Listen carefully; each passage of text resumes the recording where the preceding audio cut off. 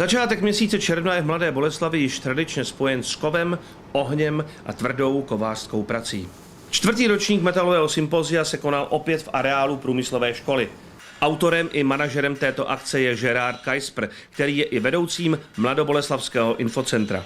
Já myslím, že jako letos je to zase úspěch, protože jako jsme měli znovu, poprvé jsme měli nějaký novinka, bylo to dřevořezbáření, tím to bylo i jako zajímavější pro diváky jako na začátku.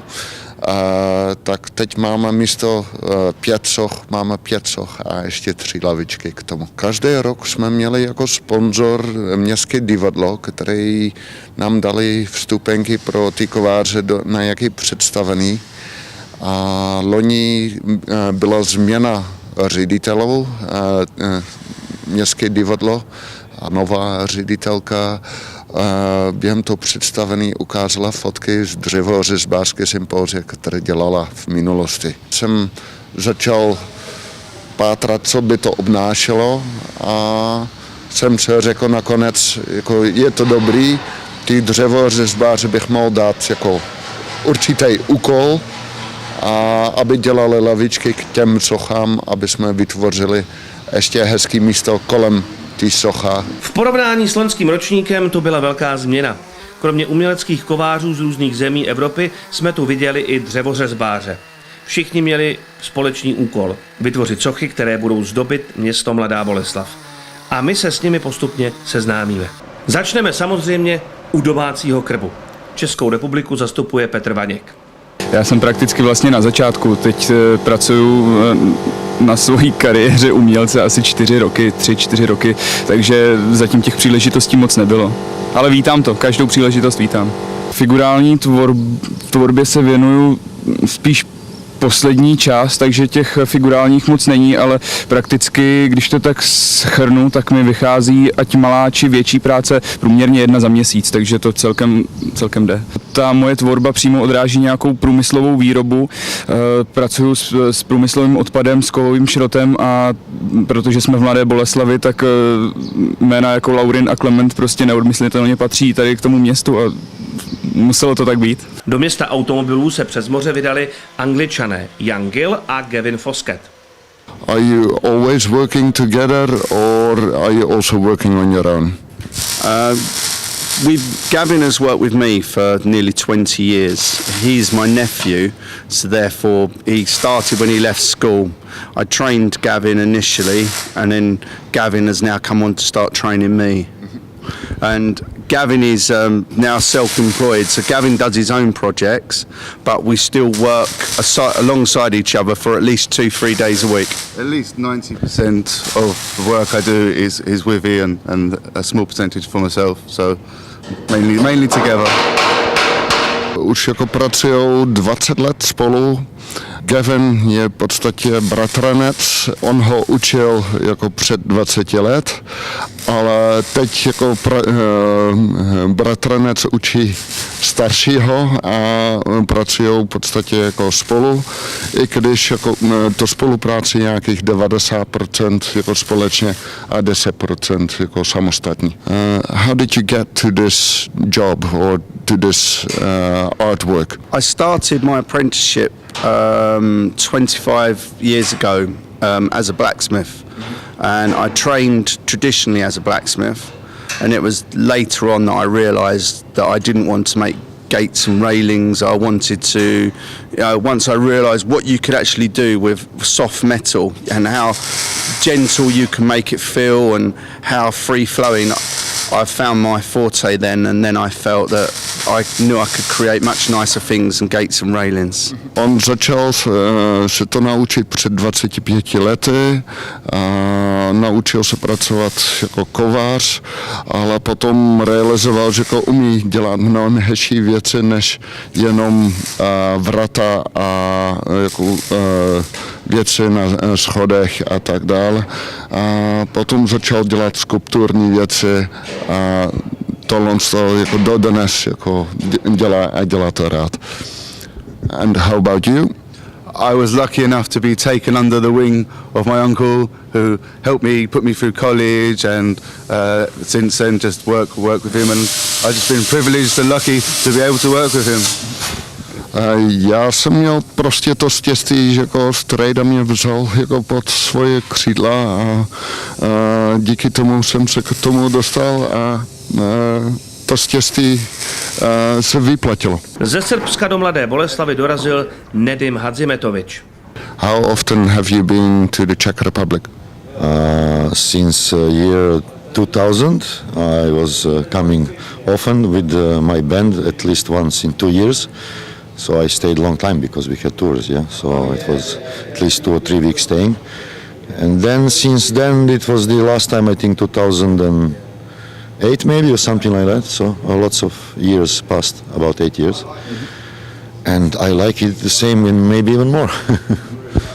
Od roku 2000 jsem tady jezdil často, jsem měl kapelu a s tou kapelou jsme tady cestovali jako po Česká republika a to jsme dělali tak jednou za 2 roky. V 2008 to bylo naposledy, tak a teď jsem zpátky a mám to ještě radši než předtím. What was the name of your band? The name of the band was Irfan Muertes. Jméno kapela byl Irfan Muertes. How did you get to this ironwork job or work? I started my university as a graphic designer because previously I was involved as a teenager in comics and in animation, and then from some professional animation work I decided to go to graphic design, and then in the end of my first year I got introduced with sculpture, and I decided I should have nothing to do with design anymore. I'm just kidding. I mean, professionally I did continue that as well, but I moved to another department and I graduated as a sculptor. Když jako šel do univerzita, tak šel jako na grafický design a z toho grafický design jako na to univerzita viděl jako ty, které dělali jako sochy a v podstatě pochopil, že jako z toho grafický design to není ono, přešel na to stejnou univerzita a dodělal tam to sochu nebo to sochařství a od té době je v tom angažovaný. Z Finska přijal pozvání Risto Imonen. Are you going often to these kind of symposiums? Yeah, I'm very often. I have been this year in Russia, and last year I was in German, and I have been in Japan and China and almost every European countries. Yeah. Letos byl v Rusku, loni v Německu. V podstatě jako v jeho kariéře prošel každé země Evropy a jako byl i v Japonsku, Čína, a tak skoro všude na světě. Do you think it is possible to count how many sculptures you've made in your life? I can't count, but there's maybe some 20, 40 between that. Because I can't remember all the and I have also public sculptures in my hometown in Finland. On se nemůže vzpomenout, kolik jich měl, jako určitě to jsou 40 jako těch soch. On má i jako sochy jako v jeho rodné město, které jako má svoje vlastní sympozium. How did you get to this art job? It was about 35 years ago, and then I was at the first teacher at school, and then my education is teacher and metal craft teacher, and I lost that job, and I have to think about something to do, and I start my own studio, and after that, step by step, I have gave this moment. Byl to učitel, původně jako učitel jako zpracovaný kov a v jednu chvíli to ztratil to práce a musel najít jiný způsob výživy a začal teda vytvořit ty sochy a už pracuje 35 let jako umělecký kovář. Z Belgie přicestoval do Mladé Boleslavy Tima Roosena. Hoe vond u het in Mladé Boleslav? Ik vond het geweldig. Echt een hele fijne stad, heel fijne belevenis. Echt heel... Bylo to úžasný. Skvělí lidi, jako hezké město a skvělý jako zážitek. Was u al eerder in de Tsjechische Republiek? Al meerdere malen, ja. Ik denk dat het is de 5e keer dat ik hier ben. Ja, ik kom al...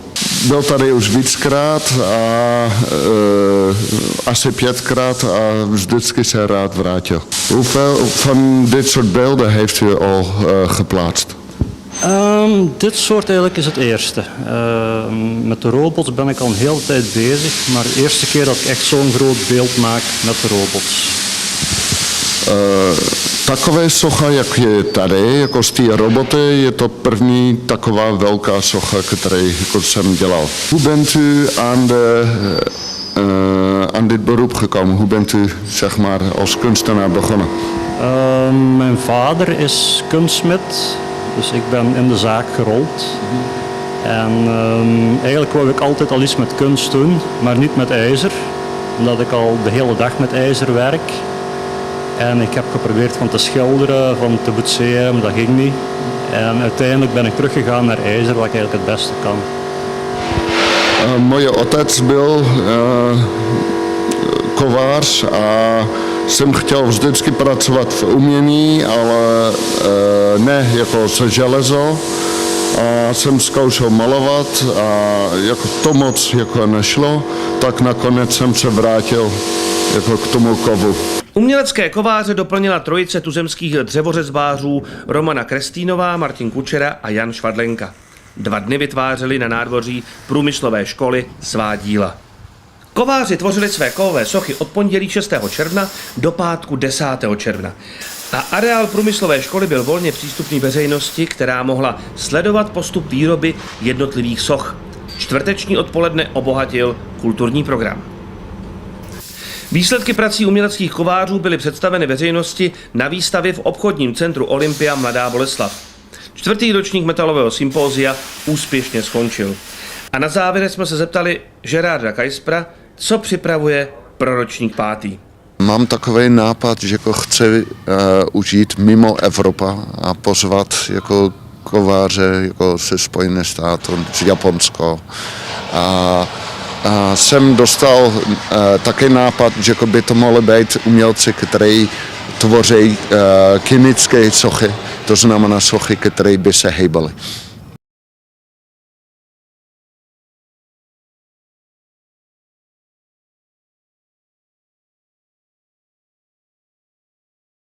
I'd just like to say thank you to Gerard for giving us the opportunity to be able to come to this beautiful place and have the opportunity to work with other artists and be able to produce this piece. So thank you.